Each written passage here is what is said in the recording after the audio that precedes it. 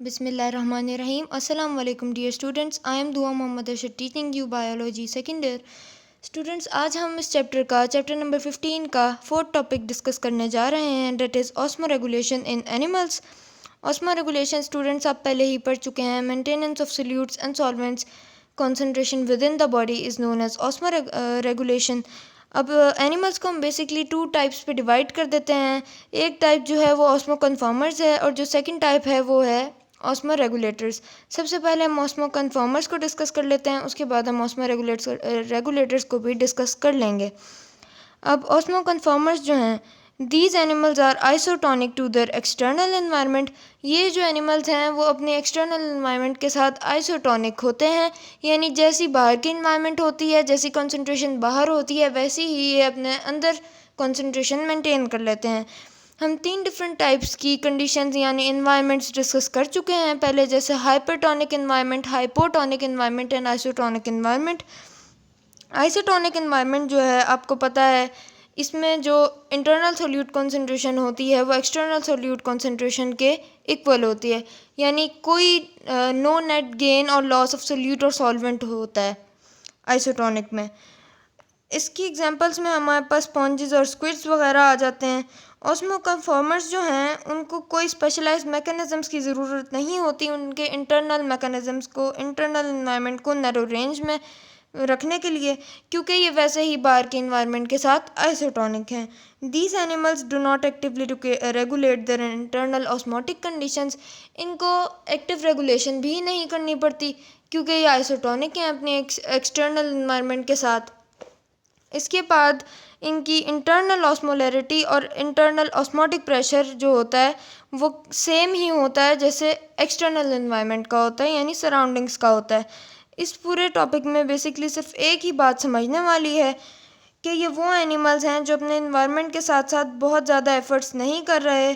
अगर बाहर solute concentration ज़्यादा है तो ये अपने अंदर भी सोल्यूट कंसंट्रेशंस को ज़्यादा कर लेंगे, और अगर बाहर सोल्यूट कंसंट्रेशन कम है तो ये अपने अंदर भी सोल्यूट कंसंट्रेशन को कम कर लेंगे। One on the other side we have osmoregulators. Osmoregulators क्या हैं? ये वो एनिमल्स हैं जो अपनी एनर्जी खर्च करके अपने इंटरनल होम्योस्टैटिक बैलेंस को मेंटेन करते हैं। दे maintain internal solute and solvent concentration in a narrow range, यानी ये रेगुलेशन करते हैं। ये आइसोटोनिक नहीं है अपनी एक्सटर्नल एनवायरनमेंट से। इनमें एक्टिव ट्रांसपोर्ट भी इन्वॉल्व होती है। इसको हम कहते हैं एक्टिव रेगुलेशन। एक्टिव रेगुलेशन के किस मैकेनिज़्म का नाम है बुनियादी तौर पर कि अगर अंदर सोल्यूट्स बहुत ज़्यादा हो रहे हैं और बाहर सोल्यूट की कॉन्सेंट्रेशन उससे भी ज़्यादा हो चुकी है, तो इसका मतलब है कि सॉल्ट्स को अंदर से उठाकर बाहर फेंकना है from the low concentration to the high concentration. तो उसके लिए स्टूडेंट्स का चाहिए एक्टिव ट्रांसपोर्ट। जब भी किसी पार्टिकल को या आयन को, किसी मॉलिक्यूल को अंदर से उठा के यानी लो कंसंट्रेशन ऑफ सोल्यूट से उठा के हायर कंसंट्रेशन ऑफ सोल्यूट में की तरफ फेंका जाता है इन द लिविंग सिस्टम्स, तो वहाँ पर ATP in the form of energy खर्च की जाती है और उस एटीपी की कॉस्ट पे इन मॉलिक्यूल्स को अंदर से उठाकर बाहर भेज दिया जाता है। तो इसी बुनियाद पे ऑस्मो रेगुलेटर्स जो हैं ऑस्मो कन्फॉर्मर्स से डिफरेंट हैं। इसकी ऑस्मो रेगुलेटर्स की जो हम एग्जांपल्स ले लेते हैं उनमें आ जाते हैं ह्यूमंस वगैरह या अदर हायर वर्टिब्रेट्स। अब यहाँ तक हमारा सिर्फ एक शॉर्ट क्वेश्चन कंप्लीट हो गया है और ये 2 बुनियादी ग्रुप्स हमने बनाए अकॉर्डिंग टू सराउंडिंग एनवायरनमेंट हैं कि वो जानदार जो एक्टिवली रेगुलेट नहीं कर रहे ऑस्मो कन्फॉर्मर्स हैं, जो बदलती हुई कॉन्सेंट्रेशंस के साथ अंदर की कॉन्सेंट्रेशंस को भी बदल लेते हैं। दूसरी तरफ आ जाते हैं ऑस्मो रेगुलेटर्स। इन्होंने अपनी इंटरनल एनवायरनमेंट को मेंटेन करना होता है एक नैरो या फेयरली कांस्टेंट पॉइंट के इर्द गिर्द, उसके अराउंड, तब जाके इनका काम पूरा होता है। नेक्स्ट उसके बाद स्टूडेंट्स हमारे पास डिफरेंट एनवायरनमेंट्स का ज़िक्र आ रहा है इसी टॉपिक के अंदर। मुख्तलिफ़ एनवायरनमेंट्स में एनिमल किस किस तरह से इस मैकेनिज़्म को अपनाए हुए हैं और वह अपने आप में ऐसी कौन सी तब्दीलियां लाते हैं जिससे वो अपनी इस एनवायरनमेंट में ज़्यादा देर तक ज़िंदा रहने के काबिल होते हैं। इसके बाद हमारे पास आ जाता है osmo regulation in different environments. Slide भी नज़र आ रही है आपको। अब यहाँ पे याद रखने वाली बात यह है कि जैसे प्लांट्स दुनिया के बहुत सारे हैबिटेट्स को ऑक्यूपाई करके बैठे हुए हैं, इसी तरह एनिमल्स भी बहुत सारे डाइवर्स हैबिटेट्स में पाए जाते हैं। अब यहाँ पर हम स्टार्ट करेंगे क्लासिफिकेशन के लिहाज से। तो हमें इनवर्टिब्रेट्स भी नज़र आते हैं, फिर उसके बाद हमें लोअर वर्टिब्रेट्स भी नज़र आते हैं, फिर उसके बाद हमें हायर वर्टिब्रेट्स भी नज़र आते हैं। तो इसका मतलब ये है कि क्लासिफिकेशन एंड हैबिटेट ऑस्मोरेगुलेशन जो है वो इन दोनों ही चीज़ों के ऊपर डिपेंडेंट है कि किस तरह की इन्वायरमेंट में वो ऑर्गेनिज़म पाया जा रहा है, और उसके साथ ही साथ क्या क्या मैकेनिज़म्स उसने अपने आप पर अडाप्ट किए हुए हैं ताकि वो उस तरह की इन्वायरमेंट में ज़्यादा से ज़्यादा देर तक सर्वाइव कर सकें। इसके बाद हमारे पास आ जाते हैं invertebrates, the animal without backbones. इसमें आपकी बुक ने भी एक ही लाइन लिखी हुई है, that is most of the invertebrates are osmoconformers. यानी ये कि जिस तरह की भी इन्वायरमेंट में पाए जा रहे होंगे अपने इंटरनल सोल्यूट कॉन्सेंट्रेशंस को एक्सटर्नल सोल्यूट कॉन्सेंट्रेशन से मैच कर लेंगे। उसके बाद जो दूसरी एग्जांपल हमने डिस्कस करनी है that is hagfish. Cartilaginous fish है ये, यानी कांटेदार मछलियाँ हैग फिश ईल लाइक या स्नेक लाइक नज़र आते हैं, और इनके अंदर भी यही प्रॉपर्टी दोबारा रिपीट होगी, यानी they keep their internal solute concentration isotonic to the external concentration. ये अपने अंदरूनी माहौल को बहरूनी माहौल के साथ मैच करके रखते हैं। इससे क्या मुराद है कि ये भी अपने आप को बहरूनी माहौल के मुताबिक सेट करके बैठे हुए हैं, इनको भी बहुत ज़्यादा एनर्जी खर्च नहीं करनी पड़ती फॉर देयर ऑस्मोरेगुलेशन। इसके बाद हमारे पास आ जाती हैं कार्टिलेजिनस फिशेस। ये सब के सब एनिमल्स हैं कहाँ पे मौजूद? मैरीन एनवायरनमेंट के अंदर, यानी समंदर में पाए जाने वाले एनिमल्स हैं ये।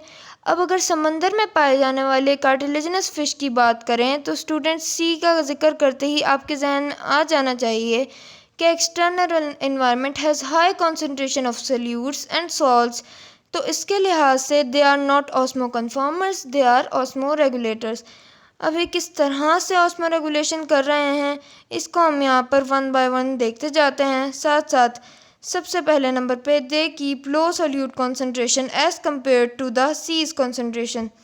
जो सी की कॉन्सेंट्रेशन होती है उससे अगर कंपैरिजन इनके अंदर की कॉन्सेंट्रेशन का किया जाए तो इनके अंदर की सोल्यूट कॉन्सेंट्रेशन लो होती है as compare to the sea concentration. समंदर के अंदर सोल्यूट की कॉन्सेंट्रेशन ज़्यादा होती है और उसके मुकाबले में इनकी बॉडीज़ के अंदर सोल्यूट की कॉन्सेंट्रेशन जो है वो कम होती है।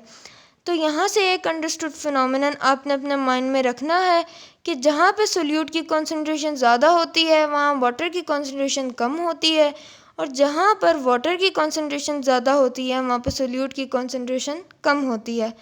इसको मेंटेन करने के लिए फिशेस क्या कर रही हैं? They keep on excreting salts through kidneys.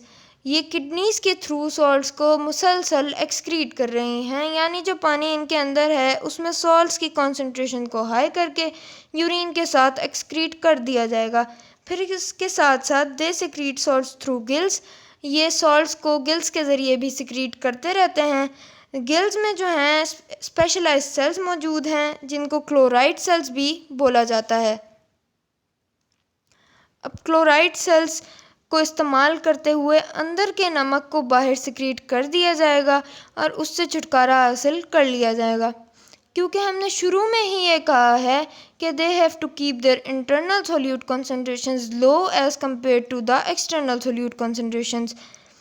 फिर उसके साथ ही एक और एडिशनल स्ट्रक्चर इनके पास मौजूद है, that is rectal glands. Rectal glands क्या हैं? It is related to the last part of the digestive system, यानी रेक्टम। अब रेक्टम के अंदर इन ग्लैंड्स का क्या काम है कि वो तमाम नमकियात जिनको एक ही वक्त में खारिज किया जाता है उनको सिक्रीशंस की फॉर्म में या सॉल्यूशंस की फॉर्म में, इसको हम कॉन्सेंट्रेटेड सोडियम क्लोराइड सॉल्यूशन भी कह सकते हैं, कॉन्सेंट्रेटेड सोडियम क्लोराइड सॉल्यूशन की फॉर्म में जाते हुए फूड के साथ एडजस्ट कर दिया जाएगा। ये रेक्टल ग्लैंड्स क्या कर रहे हैं? इजाफी नमकियात से बॉडी को छुटकारा दिला रहे हैं। फिर एक और बात, some fish retain urea in their bodies. अंदर की कॉन्सेंट्रेशंस को बाहर की इन्वायरमेंट के एतबार से बैलेंस रखने के लिए ये क्या कोशिश कर रही हैं कि नाइट्रोजनस वेस्ट यूरिया को थोड़ी देर के लिए अपनी बॉडी में रिटेन कर लिया जाए। लेकिन जैसा कि आप जानते हैं यूरिया क्योंकि टॉक्सिक होता है, ज़्यादा देर बॉडी के अंदर रहेगा तो जहरीलापन पैदा कर सकता है। इस वजह से इसको कन्वर्ट कर दिया जाता है into another less toxic form, जिसका नाम है ट्राइमेथाइल अमाइन ऑक्साइड। लिखा हुआ भी आपको नज़र आ रहा है। It is then converted into the trimethylamine oxide. फिर इसके बाद हमने ये याद रखना है कि इसके अलावा एक और अडेप्टेशन हमें इनमें नज़र आ रही है कि गिल्स के थ्रू सॉल्ट्स को और अमोनिया को एक्सक्रीट कर दिया जाता है ताकि बॉडी के अंदर कम से कम देर तक नमकियात पाए जाएं और हमेशा इंटरनल कंसंट्रेशन को एक्सटर्नल कंसंट्रेशन के लिहाज से कम रखा जाए।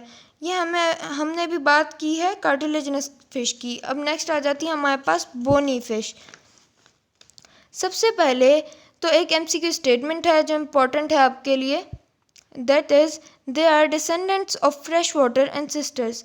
इससे क्या मुराद है कि वो मेरीन बोनीफिश जो समंदर में पाई जा रही हैं वो बुनियादी तौर पर उन एंसेस्टर्स से बिलोंग करती हैं जो दरियाओं में या नालों में या जोहर तालाबों में मौजूद थे। फिर उनको वहाँ से डिसेंड होते होते आहिस्ता आहिस्ता समंदर का रुख किया इन्होंने और फिर ये मेरीन बोनीफिश कहलाने लगी। तो इसका मतलब क्या है कि मेरीन फ़िश का ओरिजिन कहाँ से है? फ्रेश वाटर एंसेस्टर्स से, और फिर उसके बाद ये समंदरों में बसेरा करके बैठ गई हैं। अब स्टूडेंट्स इनके अंदर जो अडेप्टेशंस याद रखनी हैं वो मैं यहाँ पर आपको लिस्ट करके दिखा रही हूँ। The first one is concentrated urine formation. जो यूरिन होती है वो बहुत ज़्यादा कॉन्सनट्रेटेड फॉर्मेशन होती है उसकी, बहुत ज़्यादा सॉल्ट्स को एक्सक्रीट करते हैं। यूरिन को कॉन्सनट्रेट करके ख़ारिज किया जाएगा ताकि मैक्सिमम वाटर को रिटेन किया जा सके, और नमकियात को एक्टिव ट्रांसपोर्ट के थ्रू या एक्सक्रीशन के थ्रू बॉडी से एक्सक्रीट कर दिया जाता है। ये जितनी भी प्रॉपर्टीज़ हम पढ़ रहे हैं are about marine fish. Next हमारे पास एक और इन्वायरमेंट आ जाती है, that is fresh water environment. सबसे ज़्यादा जो प्रॉब्लम फेस करनी पड़ती है फ्रेश वाटर इन्वायरमेंट के ऑर्गेनिजम्स को, दैट इज़ ऑस्मोटिक फ्लडिंग। क्या मतलब? यहाँ पे फ्रेश वाटर इन्वायरमेंट है, सॉल्टी इन्वायरमेंट नहीं है, तो वैसे ही अबंडेंस ऑफ वाटर की प्रॉब्लम फेस करनी पड़ती है। फर्स्ट ऑर्गेनिज्म हमारे पास इसमें आ जाता है प्रोटोजोआ। इसकी दो फेमिलियर एग्जांपल्स हैं जिससे आप बहुत ज़्यादा बखूबी वाकिफ़ हैं बच्चों। The first one is amoeba and the second one is paramecium. ये दोनों ही यूनिसेलुलर प्रोटोजोन्स हैं और इनके अंदर खसूसियात ये हैं कि ज़्यादातर फ्रेश वाटर में पाए जा रहे हैं। तो इसका मतलब ये है कि इनकी इंटरनल सोल्यूट कॉन्सेंट्रेशन हाई होगी as compare to the external environment. तो इसके लिए क्या किया जाता है कि इनके सेलुलर लेवल पे इन्होंने कॉन्ट्रेक्टाइल वैक्यूल्स डेवलप कर लिए हैं, और कॉन्ट्रेक्टाइल वैक्यूल्स क्या करते हैं? They are always pumping water from inside the cell to the outside of the cell. इनका क्या काम है कि पानी जितनी भी स्पीड के साथ बेशक अंदर आए, ये उतनी ही स्पीड के साथ पानी को बाहर फेंक देते हैं। तो इसका मतलब ये है कि यहाँ पर भी एक्टिव रेगुलेशन चल रही है। So they are osmoregulators. They are osmoregulating with the help of contractile vacuole by pumping out excess water. फिर जो नेक्स्ट चीज़ है which is about the fish which live in the fresh water. अब हम fresh water fish को discuss कर लेते हैं। सबसे पहले तो आपको फ्रेश वाटर फिश में और मेरीन वाटर फिश में डिफरेंस क्लियर होना चाहिए। मेरीन वाटर फिश जो है वो सॉल्ट्स को एक्सक्रीट कर रही है ज़्यादा से ज़्यादा और पानी को बचा कर रख रही है क्योंकि उसे पानी की ज़रूरत है और वो सॉल्टी इन्वायरमेंट में रहती है। और दूसरी तरफ जो फ्रेश वाटर फिश है वो पानी को एक्सक्रीट कर रही है मैक्सिमम और सॉल्यूट्स को बचा कर रख रही है क्योंकि उसे सॉल्ट्स की ज़रूरत है, वो वाटर अबंडेंस ऑफ वाटर में रहती है। इनकी दूसरी अडेप्टेशन जो है वो है डाइल्यूट यूरिन होती है इनकी प्रोड्यूस इन लार्ज क्वांटिटीज़। समुद्री मछलियों को क्या करना पड़ता है? पानी को बचा कर रखना पड़ता है और सोल्यूट को एक्सक्रीट करना पड़ता है, और यहाँ पर नमकियात को बचा कर रखना पड़ता है और पानी को खारिज करना है, इसीलिए डाइल्यूट यूरिन प्रोड्यूस होगी। फिर जो नमकियात ज़ाया हो रहे हैं उनको किस तरह से कंपनसेट किया जाता है? Salt loss is compensated by uptake of salts through gills or skin and by eating salty foods. इससे क्या मुराद है कि ये अपनी स्किन और गिल्स के मदद से सॉल्ट्स को अपटेक करते हैं और सॉल्टी फूड्स को खाते हैं ताकि इनके अंदर सॉल्ट की कंसंट्रेशन लो ना हो। अब हम पढ़ेंगे टेरेस्ट्रियल इन्वायरमेंट यानी खुश्की वाला माहौल। सबसे अहम बात ये जानना ज़रूरी है कि वो कौन सा प्रॉब्लम है जिसका सामना तमाम टेरेस्ट्रियल इन्वायरमेंट्स को एनिमल्स को करना पड़ता है। The problem is evaporative loss of water inside the body. चूँकि हमारी बॉडीज़ के अंदर वाटर की एक बड़ी परसेंटेज मौजूद है, तो सबसे ज़्यादा मसला भी यही है कि कहीं वाटर एवेपोरेट ना हो जाए और हम डिहाइड्रेट ना हो जाए। तो उसके लिए अल्लाह ताला ने मुख्तलिफ अडेप्टेशंस दी हैं अकॉर्डिंग टू डिफरेंट ग्रुप्स। जो फर्स्ट वन हम ऑर्गेनिज्म पढ़ेंगे दैट इज़ आर्थ्रोपोड्स। इनमें क्या होता है, एक वाटर बैरियर प्रेजेंट होता है in the form of vaccine exoskeleton. ये जो वाटर बैरियर होता है ये ना हाइड्रोफोबिक होता है। हाइड्रोफोबिक से मुराद ये ना पानी को अंदर आने देता है ना अंदर से पानी को बाहर जाने देता है। इसके बाद हम पढ़ेंगे वर्टिब्रेट्स। आपको स्लाइड भी शो हो रही होगी। इनके पास अब एक और अडेप्टेशन आ जाती है, इनके पास स्किन होती है। स्किन के नीचे एक हाइपोडर्मल लेयर प्रेजेंट होती है जो कि फैट्स पर मुश्तमिल होती है, और फैट्स अंदर वाले पानी को वेपोरेट नहीं होने देते due to their hydrophobic nature. और दूसरी अडेप्टेशन आती है dead keratinized skin cells. Keratin क्या होता है आपको पता है, protein present in nails and hair. यहाँ तक आते आते हमें एक बात तो समझ आ जानी चाहिए कि तमाम टेरेस्ट्रियल जो एनिमल्स हैं उनको डिहाइड्रेशन का सामना तो करना पड़ता है। अब हम पढ़ेंगे कुछ बिहेवियरल अडेप्टेशंस। इसमें हमारे पास फर्स्ट जो इम्पोर्टेंट शॉर्ट क्वेश्चन आ जाता है दैट इज़ कैंगरू रैट। इनको कैंगरू रैट क्यों बोला जा रहा है, due to their resemblance with kangaroo. अब रहते कहाँ पर हैं, सहराओं में या डिज़र्टिफाइड हैबिटेट्स के अंदर। तो वहाँ पर पानी पहले ही, क्योंकि पानी की पहले ही किल्लत होती है, इस सूरत में चूहे क्या करते हैं, सुबह सुबह उठ के जब अभी टेम्परेचर बहुत ज़्यादा इंक्रीज़ नहीं हुआ होता तो इर्द गिर्द की सराउंडिंग्स में घूमना फिरना स्टार्ट कर देते हैं। अब वहाँ से इनको प्लांट्स की सीड्स मिलते हैं और ये इनको अपने बरोज़ में ले आते हैं जहाँ पर इन्होंने अंडरग्राउंड बिलें बनाई हुई होती हैं, और फिर वहाँ जाकर ये इन सीड्स को खा लेते हैं। और इन सीड्स में जो कार्बोहाइड्रेट्स प्रेजेंट होते हैं उनको मेटाबोलाइज करने से जो पानी प्रोड्यूस होता है उससे ही अपने आप को हाइड्रेट रखते हैं।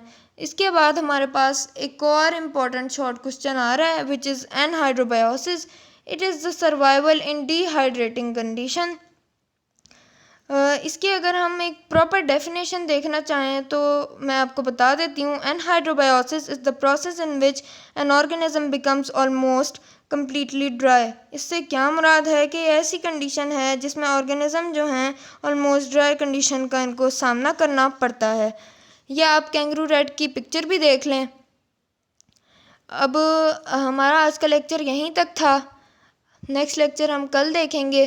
कोई आप लोगों के क्वेश्चंस हों या क्वेरीज़ हों आप उनको कमेंट सेक्शन में पूछ सकते हैं। तब तक के लिए अल्लाह हाफ़िज़, स्टे ब्लेस्ड।